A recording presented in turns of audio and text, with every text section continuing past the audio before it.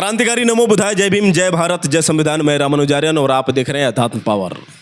दोस्तों, डॉक्टर रोहिणी घावरी, यह नाम इतना बदनाम हो चुका है कि इस नाम को लेने में भी हमें सोचना पड़ता है, लेकिन क्या करें, ये रोहिणी घावरी अपनी आदत से मजबूर हैं।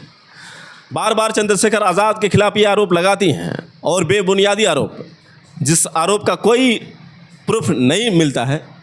कभी चंद्रशेखर आज़ाद को ये कहना कि चंद्रशेखर आज़ाद से मेरा 4 साल तक रिलेशन रहा, बहुत अच्छी तरह से ज़िंदगी हमारी चल रही थी, बहुत अच्छा से हम लोगों का प्यार चल रहा था, और फिर ये कहना कि 3-4 साल तक हमारे साथ शारीरिक शोषण भी हुआ।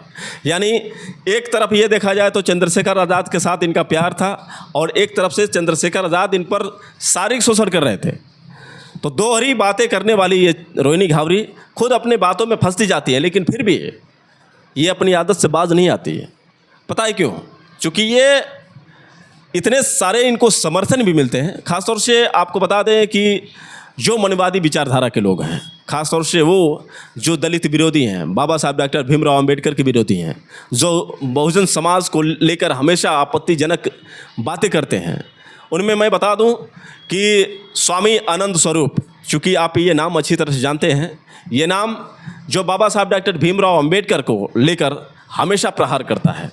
इसने बाबा साहब डॉक्टर भीमराव अंबेडकर को अपमानित शब्दों के साथ ये भी कहा कि संविधान निर्माता ये बाबा साहब डॉक्टर भीमराव अंबेडकर नहीं बल्कि BN राव है। इस आनंद स्वरूप ने ये भी कहा कि मेरे पास वो सारे सबूत तौर पर वो पोस्ट है जिसे मैं साबित करूंगा कि बाबा साहब नहीं बल्कि BN राव संविधान निर्माता थे। एकमात्र कहने वाला कि BN राव संविधान के निर्माता हैं, चूँकि इससे पहले आपने कभी सुना नहीं था कि संविधान निर्माता बाबा साहब डॉक्टर भीमराव अंबेडकर के अलावा किसी और का भी नाम लिया गया है। भले ही उसमें सदस्य ज़रूर रहे होंगे, लेकिन संविधान निर्माता बाबा साहब डॉक्टर भीमराव अंबेडकर ही थे।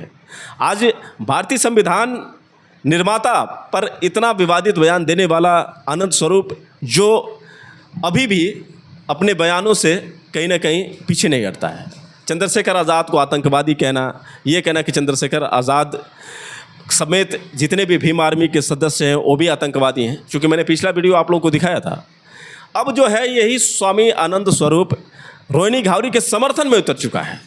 यानी कभी दलितों के प्रति हितैषी नहीं रहने वाला, कभी भी बहुजन समाज के बारे में अच्छा नहीं बोलने वाला, हमेशा बाबा साहब डॉक्टर भीमराव अंबेडकर, बहुजन समाज को लेकर, भीम आर्मी को लेकर तमाम प्रकार का ये कमेंट करने वाला, और इतनी अजीबो गरीब कमेंट करने वाला जिसे मैं पोस्ट कर लूँ तो शायद आप देखते रह जाएं।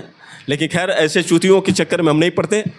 लेकिन आपको बता दें कि यही स्वामी आनंद स्वरूप जो बाबा साहब डॉक्टर भीमराव अंबेडकर को गाली देता है, चंद्रशेखर आज़ाद को गाली देता है, और ख़ास तौर से बहुजन समाज के जो भी नीले नीले झंडे लेकर चलने वाले हैं, नीली नीली गमछियों को लेकर चलने वाले हैं, उनको गाली देता है।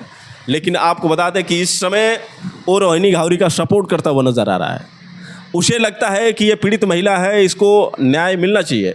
भले आप इस आनंद स्वरूप का वीडियो देखिए, जिस वीडियो में इसने रोहिणी घावरी का समर्थन किया है। ओम नमो नारायण।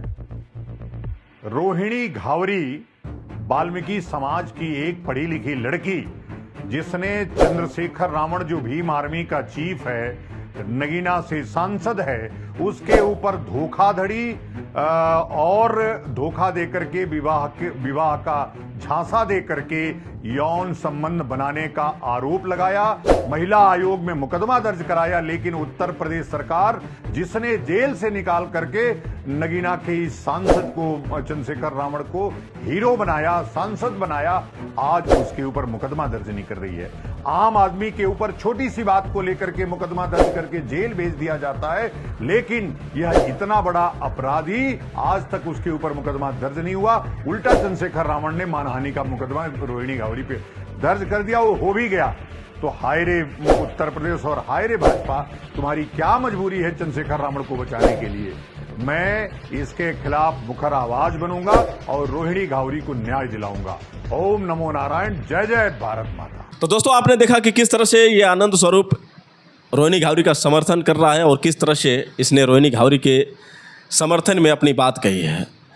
आपको बता दें कि ये रोहिणी घावरी, चूँकि इनका जो कनेक्शन है कहीं ना कहीं बीजेपी के तमाम नेताओं के साथ है, बहुत सारे इनके पोस्ट वायरल हुए थे, फ़ोटो वायरल हुए थे मनोज तिवारी के साथ, चिराग पासवान के साथ। यहाँ तक कि मैं आपको बता दूं कि बृजभूषण सिंह ने भी रोहिणी घावरी का समर्थन किया था। उन्होंने चंद्रशेखर आज़ाद के खिलाफ ये बयान दिया था कि यह वही रावण है जो हम पर आरोप लगे थे, तो बोले थे कि मेरी चले तो मैं उसे सांसद तक घसीटता लेकर जाऊं, लेकिन आज वो मौन क्यों हैं, वो क्यों चुप हैं? अगर वो जवाब नहीं देंगे तो फिर वो जाकर घर बैठें, यानी सांसद पद का इस्तीफा दें। खैर, उनका जवाब चंद्रशेखर आज़ाद ने एक प्रबुद्ध सम्मेलन में बहुत बढ़िया तरीके से दिया, और उनके साथ साथ और भी जो भी समर्थक हैं रोहिणी घावरी का, सभी लोगों का जवाब चंद्रशेखर आज़ाद ने बहुत बढ़िया से दिया था। इसके बावजूद भी रोहिणी घावरी पीछे नहीं हट रही है, हार नहीं मान रही है। क्योंकि भाई जब किसी भी लक्ष्य को हम बना लेते हैं तो उसको बिना पाए हम पीछे नहीं हटते हैं। वैसे ही रोहिणी घावरी जिस तरह से चींटी पहाड़ पर चलती है, गिर जाती है, चलती है, गिर जाती है, लेकिन फिर भी उसे मंजिल को पाना होता है।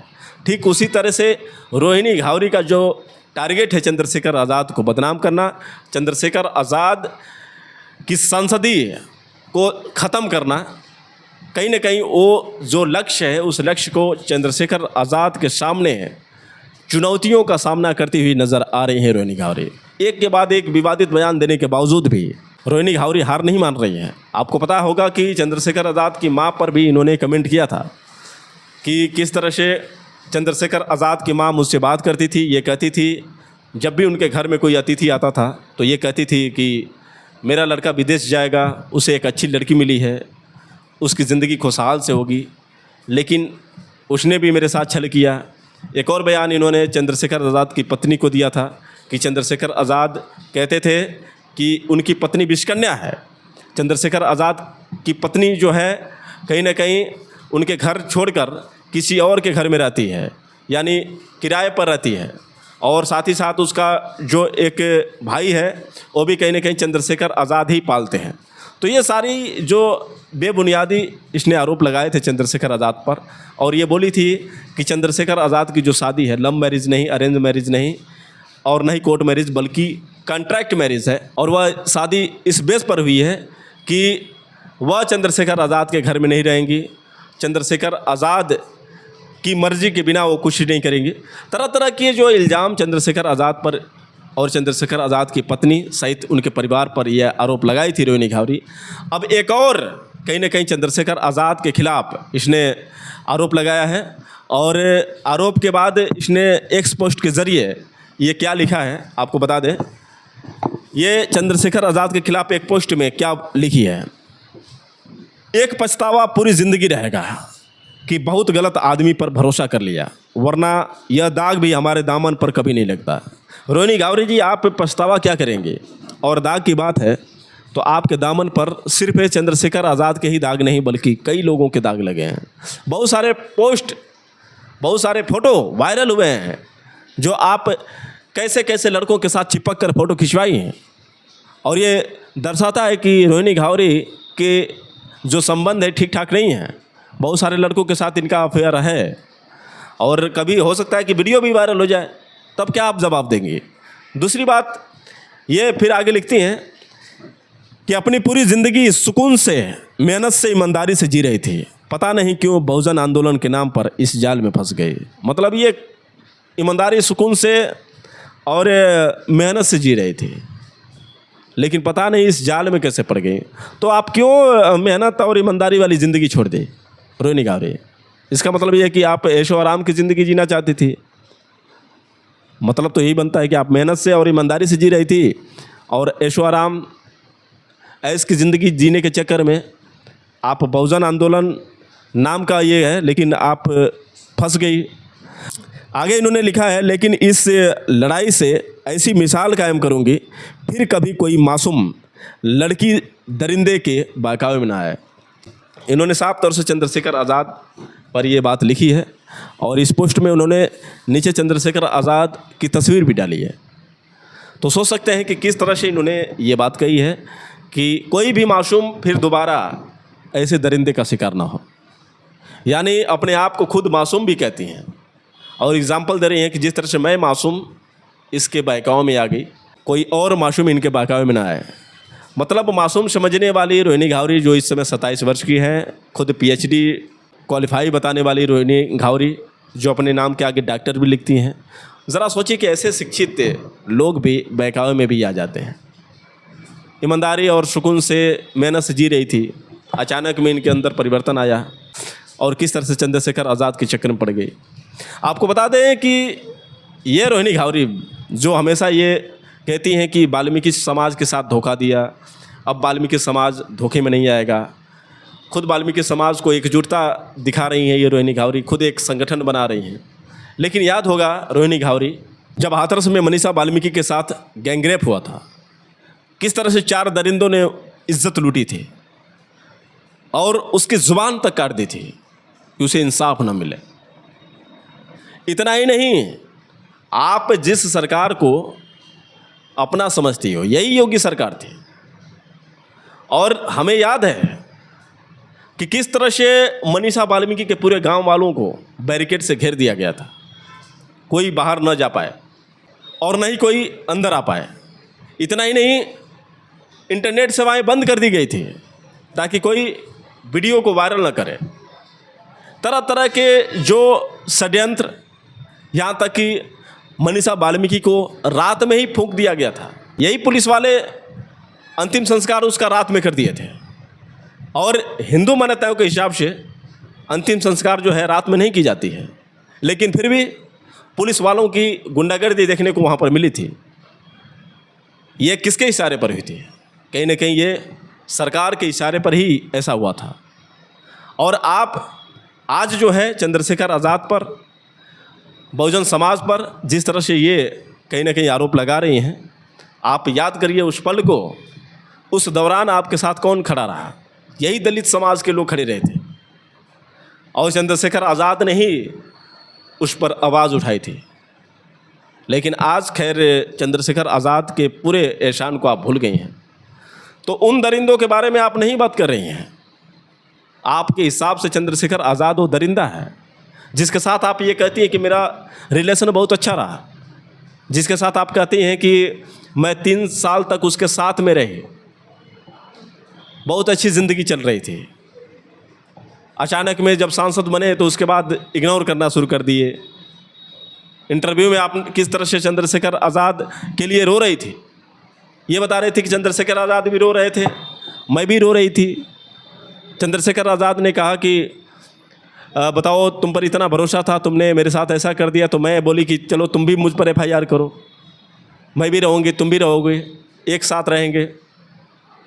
तो कुल मिलाकर ये नौटंकी जो आपकी है, हमेशा चंद्रशेखर आज़ाद के प्रति लगातार नेगेटिव बातें करना, कभी इमोशनल होना, कभी हु हा हा हंसना। आपने मीडिया पर देखा होगा, ज़्यादातर मेरे वीडियो में भी इनके सारे बयान मौजूद हैं। तो कुल मिलाकर रोहिणी घावरी आपका ये दोहरा चरित्र हमें पसंद नहीं आता है और हम आपको हमेशा यही बात कहते हैं कि मान जाइए, एक दलित समाज की बेटी हैं और इस तरह से दलितों को बांटने की कोशिश मत करिए।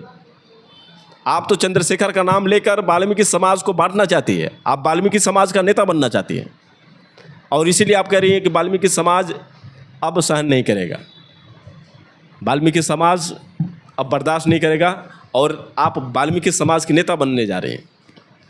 ठीक उसी तरह से जैसे ओम प्रकाश राजभर समाज के नेता हैं और आप भी सोचते हैं कि वाल्मीकि समाज के नेता कहीं ना कहीं रोहिणी घावरी बन जाए। खैर, राजनीति आपका अधिकार है, आप खूब राजनीति कीजिए, लेकिन आप किसी का गलत इस्तेमाल मत करिए।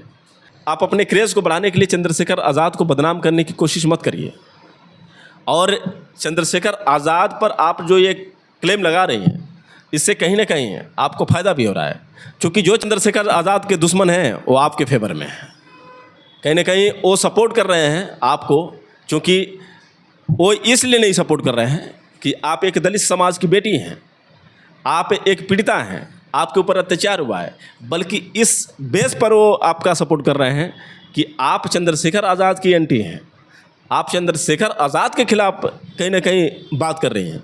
क्योंकि जो चंद्रशेखर आज़ाद के दुश्मन हैं, तो कहीं ना कहीं ये तो भाई शुरू से ही देखने को मिलता है कि जब किसी की दुश्मनी किसी ऐसे आदमी से होती है जिसके दुश्मन होते हैं, तो स्वाभाविक है कि वो दुश्मन आपकी तरफ आ जाते हैं। और ऐसा ही हो रहा है, क्योंकि चंद्रशेखर आज़ाद से तो ऐसे बदला वो ले नहीं पाएंगे, लेकिन एक मोहरा के तौर पर आपका इस्तेमाल किया जा रहा है और आप ये समझ नहीं पा रही हैं। जल्दी आप समझ जाएंगी, क्योंकि अभी तो आप स्विट्ज़रलैंड हैं, लेकिन जब इंडिया आएंगी और यहाँ की राजनीति आपके पल्ले पड़ेगी तो फिर आपको समझ में आ जाएगी कि कहीं ना कहीं हमारे साथ जो हो रहा है, जो हमें सपोर्ट कर रहे हैं, क्या सही मायने में वो हमारे हितैषी हैं या फिर वो अपने फ़ायदे का इस्तेमाल कर रहे हैं या फिर मुझे सिर्फ मोहरा समझ रहे हैं। तो सारी चीज़ें आपको समझ में आ जाएगी। बस आप एक बार इंडिया आइए और इंडिया में आने के बाद आप देखिए कि आपके साथ क्या होगा। खैर, हम भी इंडिया से इंतज़ार कर रहे हैं आपका, हम स्वागत करना चाहते हैं आपका रोहिणी घावरे की आप आएँ इंडिया और आप कम से कम भारत की राजनीति को समझें।